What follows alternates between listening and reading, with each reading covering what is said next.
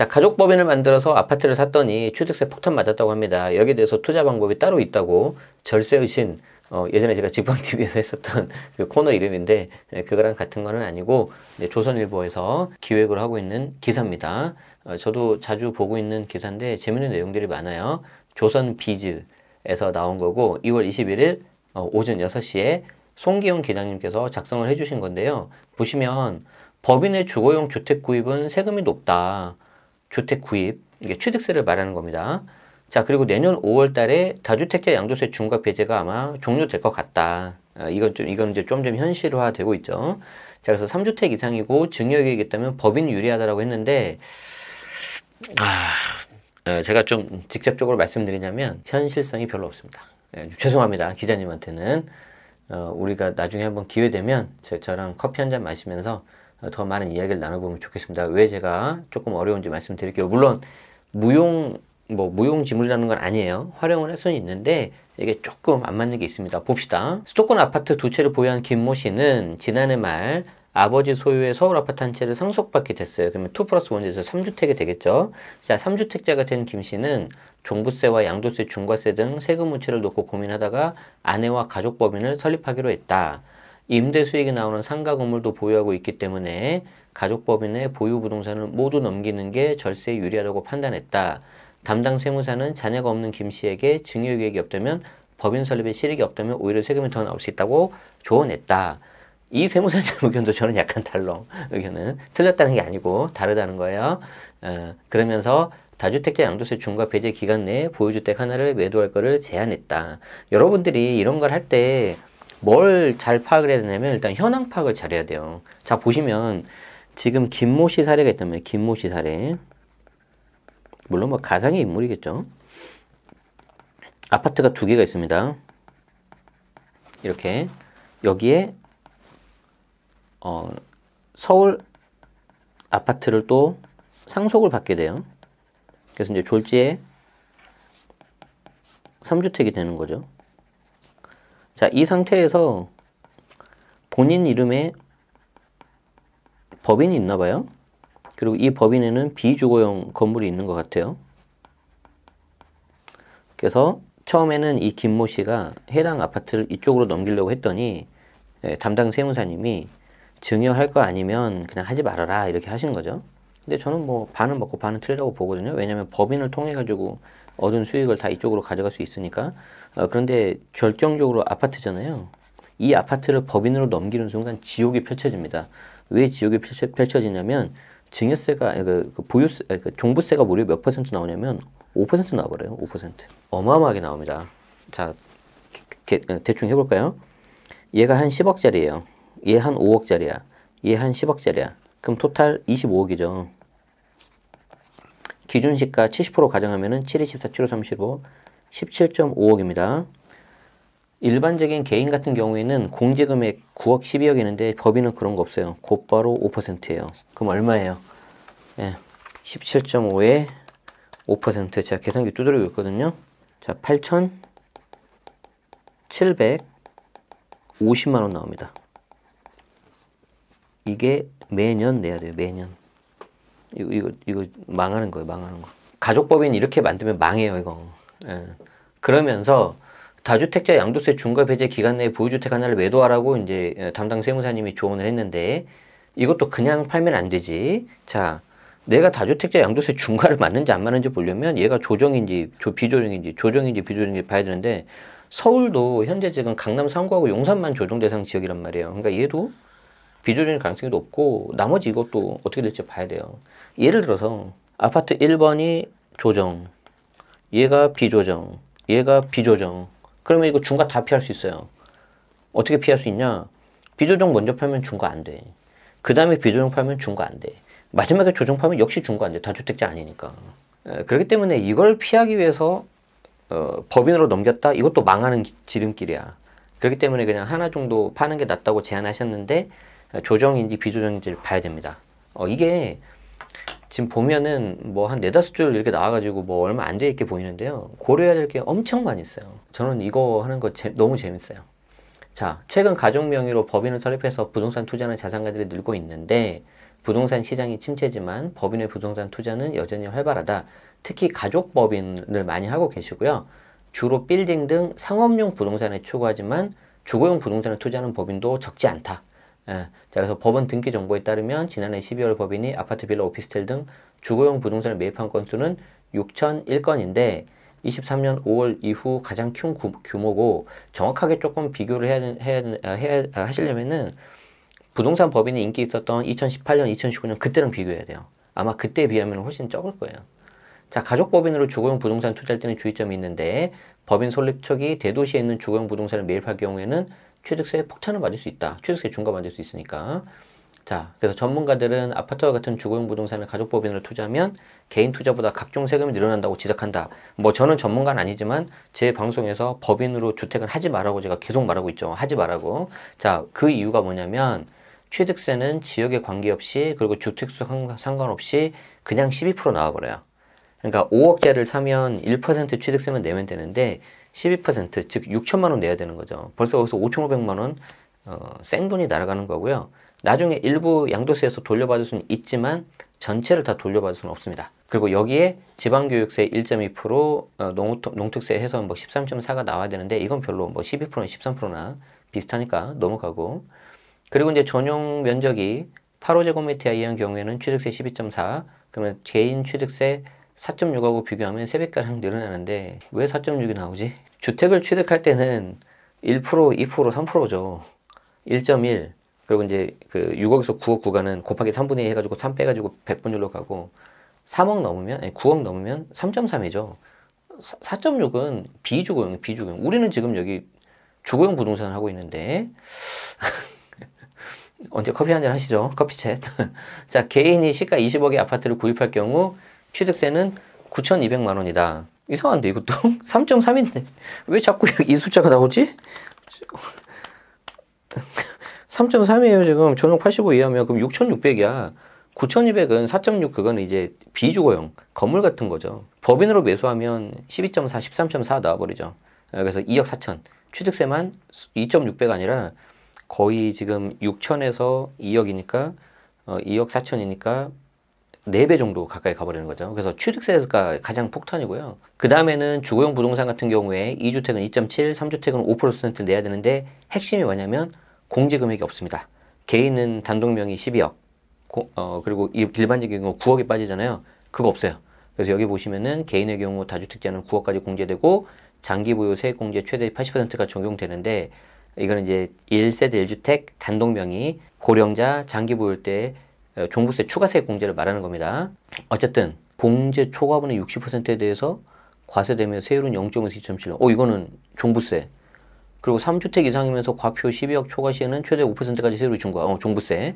제가 잠깐 혹시 양도세인 저거 착각했어요. 미안합니다. 자, 그래서 법인으로 주거용 부동산 투자하면 장단점이라고 적으셨는데 한번 볼게요. 시가 20억 아파트를 구입하면 취득세는 4.6이 아니고 3.3이고요. 이거 좀 수정하셔야 될 것 같습니다. 3.3입니다. 그리고 법인은 세율 이제 12.4, 13.4예요. 이제 전용 면적에 따라서 12.4냐, 13.4냐 달라지는 건데, 어쨌든 법인으로 하면 취득세가 가장 큰 문제라는 거고요. 만약에 내년 5월 9일 다주택자 양도세 중과 한시 배제 종료되는 경우에는 개인은 2주택자인 경우에 양도세가 20%포인트가 가산이 되고, 3주택인 경우에는 세율이 30%포인트가 가산이 되는데, 그리고 장기보유 특별공제가 안 되는데, 최고 세율은 68.2가 아니고 82.5죠. 왜 그러냐면 기본 세율이 6에서 45예요. 이거 적어야겠는데. 이거 이렇게 하시면 안 되는데 이거. 그래도 조선일보 보면은 그래도 좀 메이저 언론사인데, 우리가 이제 양도세 같은 경우에 2년 이상 보유하면 6에서 45% 세율이 적용되거든요. 그런데 만약에 2주택 중과가 들어가면 여기에 20% 포인트가 가산이 됩니다. 그러니까 45에 1.2가 아니고 45에 20이 그냥 더해져서 65가 나와버리는 거고요. 만약에 내가 3주택 중과가 들어간다 그러면 30% 포인트가 가산이 돼서 최고 세율 45%에 30% 포인트가 붙어버리니까 75%가 되는 거죠. 그리고 여기에 이제 지방소득세가 붙으면 곱하기 1.1, 10%가 가산되니까 비율로, 그러면 82.5가 최고 세율이 나오는 거예요. 그래서 68.2는 아니고 40 뭐 다른 거랑 좀 착각하신 것 같아요. 어쨌든 82.5가 나오는데 법인으로 하면 법인 이제 양도 차익에 대한 법인세가 보통 9% 아니면 이제 19% 이렇게 나오니까 작다. 그래서 다주택자 양도세는 법인이 유리하다라고 하시는데 이거는 반은 맞지만 반은 틀립니다. 왜 그러냐면 내가 법인으로 이거를 매각하려면 법인으로 취득을 해야 되죠. 근데 취득하는 순간 취득세 폭탄을 맞죠. 근데 그럼 내가 개인으로 갖고 있는 거를 법인에 넘긴다. 팔면은 12% 취득세 나오잖아요. 일반 매매니까. 맞잖아요. 그럼 취득세 폭탄 맞잖아. 그럼 취득세 폭탄을 안 맞아야 되니까 개인이 갖고 있는 걸 법인으로 그냥 증여하는 경우도 있어요. 그러면 이 법인이 자산 수중 이익 잡혀서 여기에 대해서 또 취득세는 일반 증여 취득세 나오면서 뭐가 나오냐면 자산 수중 이익에 대해서 법인세가 나와요. 그것도 무시 못해요. 그리고 더 중요한 게 뭐냐면 이렇게 넘겼다가 곧바로 팔면 그나마 좀 해볼 만한데 이렇게 넘겼다가 가지고 있으면 2.7%, 5% 종부세 폭탄 맞아버려요. 그래서 이거는 별로 좋은 방법이 아니에요. 자, 그래서 법인으로 주택을 매입하는 게 무조건 단점만 있는 건 아니다. 저는 계속 단점만 있다고 하는데 아니라고 하잖아요. 한번 봅시다. 당분간 보유주택을 매도할 계획이 없거나 자녀에게 주택을 증여할 목적이라면 가족법인 설립을 고려해 볼 만하다. 특히 다주택자가 조정대상 지역에서 주택을 매도할 경우 양도세 중과를 적용하는데 법인 같은 경우에는 양도세 중과가 해당이 안 되죠. 양도세라는 게 없으니까. 그냥 다 법인세예요. 그러니까 중과라는 게 없거든요. 그래서 마찬가지로 비과세도 없는 거예요. 그렇게 해서 이제 세율이 좀 낮은데 중간에 보유세가 너무 많이 나가는 거죠. 만약에 그 보유세라든지 소유권 이전에 따른 등기 이전 비용, 취득세도 내가 부담하겠다. 그러면 해볼 만한데 만만치 않을 겁니다. 지방소득세까지 포함하면 최고세율 68.2는 아까 말씀드렸어요. 아니에요, 이거. 82.5까지 갑니다, 최고. 그리고 법인이 부동산 매각할 때는 지방세 포함이 22% 양도세인데 이제 법인세를 말합니다. 양도세라는 건 아니고. 그리고 이제 법인 같은 경우에는 법인세 플러스 토지 등 양도차익에 대한 추가 법인세 20%가 또 있어요. 내년 다주택자 양도세 중과가 종료되면 다주택자인 경우에 법인이 양도세를 대폭 절감했다고 쓰셨는데 죄송하지만 이거는 엄청 위험합니다. 이거 했다가 망합니다. 진짜 절대 하지 마세요. 만약에 조선일보 유튜브 채널에서 저를 초대해 주시면 제가 가서 신랄하게 다 계산해 드리고 설명드리겠습니다. 어떻게 망하는지. 어떻게 그렇게 잘 아냐, 너 장담할 수 있냐. 제가 해봐서 알아요. 해봐서 압니다.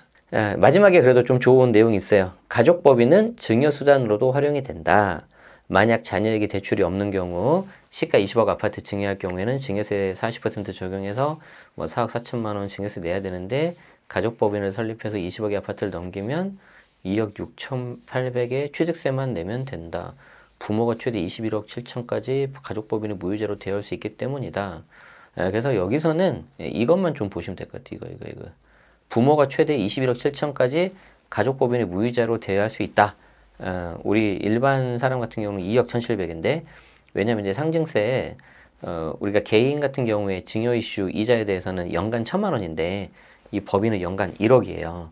그런데 저는 이렇게 하진 않고 저는 가족법인 없어요.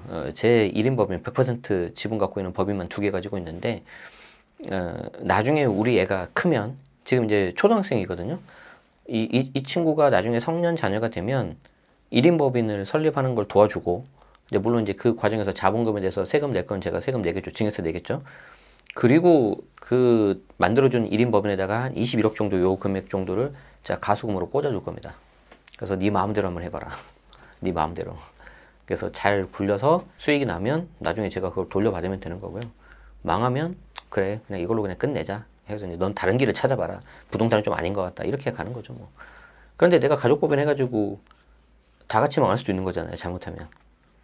그리고 잘 되는 경우에는 굉장히 자녀 입장에서는 작은 처음에 지분 가치가 작은데 나중에 이게 키워지니까 그게 이제 굉장히 좋은 증여다라고 하는데 그렇게 해서 떠먹여주면 뭐합니까? 얘가 나중에 다 날려버릴 건데. 저는 그렇게 생각을 해요. 이건 제 그냥 증여 및 제 어떤 자녀 가르치는 어떤 교육관입니다. 어떤 방법이 더 좋다 나쁘다 그런 말씀 못 드리겠는데 어쨌든 결론은 뭐다? 이거 하면 망한다. 법인으로 주거용 부동산 투자하면 망한다. 뭐에서 망한다? 지금 여기에서는 언급이 안 돼 있는 거의 안 돼 있는 종부세 때문에 망해요. 종부세 때문에 망해. 저 종부세 못 버팁니다, 저거. 어지간한 거 10억짜리 내가 갖고 있는다고 해볼까요, 서울에? 그럼 공시 가격이 7억 정도 될 거예요. 7억이 2.7% 나와버려요. 그럼 7억이 2.7%면 얼마야? 1,890만 원이에요. 1년에 거의 매년 2천만 원 가까운 돈을 종부세로 내야 돼요. 엄청나요. 아니 왜 7억이 돼서 2.7% 됩니까? 공제금액 9억 빼야 되는 거 아닙니까? 없다니까. 법에는 그게 없어요. 그래서 굉장히 지금 잘못되어 있어요. 법 자체가. 뭐 이제 이게 감정적으로 접근을 하면 야 그러면 너 다주택자 뭐 투기꾼한테 세금 혜택을 주라는 거냐 이렇게 나올 수 있는데 그런 게 아니에요. 왜 그러냐면 우리 모든 법 체계는 권리와 의무로 되어 있잖아요. 핵심이. 그거 아닙니까? 저는 그렇게 생각하는데 민법이든 뭐든 자 그러면 내가 권리 의무의 주체에 있어서 개인과 법인은 엄연히 다른 인격체예요. 다만 이재용 회장이 삼성전자의 어떤 특수관계자인 것처럼 그 특수관계자를 통해서 뭔가 할 수 있으니까 몇 가지 장치가 있는 건데 지금 부동산 법인 같은 경우에는 단순히 주택을 취득했다 해서 개인이 받을 수 있는 종부세 공제 금액을 아예 없애버렸잖아요. 그러니까 이게 물론 일부 투기 수요 있는 경우에 그걸 억제하는 효과도 있지만 공공기관도 그걸 다 못 받잖아요. 일부 물론 예외적으로 이제 빠지긴 하지만 처음에 그렇게 나왔었어요. 그러니까 이게 너무 이게 어거지 같은 법인 거지. 그런데 뭐 관심 없죠. 왜? 이걸 하는 사람이 얼마 안 되거든. 그러니까 신경 안 쓰는 거예요. 어쨌든 좀 이 해당 언론사와 기자님한테는 죄송한데 투자 방법이 제가 봤을 때는 요 밑에 한 21억 정도 가수금 활용할 수 있는 거 외에는 별로 없습니다. 그리고 이 가수금을 활용하려면 주택이 아니라 비주거용 부동산, 건물 이런 거, 상가 이런 거 가셔야 됩니다. 그쪽으로 가야 돼요. 그 외엔 답이 없어요. 그래서 지금도 저한테 많이 문의들을 하세요. 제 이제 지인분들도 있고 수강생도 있고 법인으로 보유한 주택이 어떻게 해야 되냐고. 뭘 어떻게 하냐. 내가 몇 년 전부터 빨리 처분하려는데 왜 처분 안 하냐. 근데 이게 좋은 물건이니까 처분 못 하는 거죠. 그래서 이제 그걸 다시 개인으로 또 땡겨 와야 되는 거예요. 이제 그때 또 이제 거래 비용 많이 들어갑니다. 어쨌든 이제 그런 것들은 이제 꼭 세무사님하고 상담도 하시고 금액 평가도 해야 되니까 그거 보셔야 되고요. 지금 여러분들이 그나마 할 수 있는 거는 갖고 있는 주택을 처분해서 비과세 받고 그 돈으로 뭔가 한다. 그게 하나가 있고 정 안 되면 내가 갖고 있는 주택 갖고 있는 그냥 놔두고 법인 이름으로 분리하되 기준시가 1억 이하짜리로 뭔가 좀 해본다. 이거 정도 있습니다. 이거 정도 있습니다. 아마 처음 들어보신 분들은 무슨 내용인지 어려울 거예요. 그런데 이제 예전에 이게 한때 인기가 엄청 많았었거든요. 그런데 지금 이렇게 가족법인으로 가는 거는 주거용은 아닙니다. 비주거용 가야 돼요. 건물로 가야 돼. 이걸 꼭 명심하시기 바라겠습니다. 네, 도움 되셨다면 좋아요, 구독 부탁드리겠습니다. 마치겠습니다. 고맙습니다.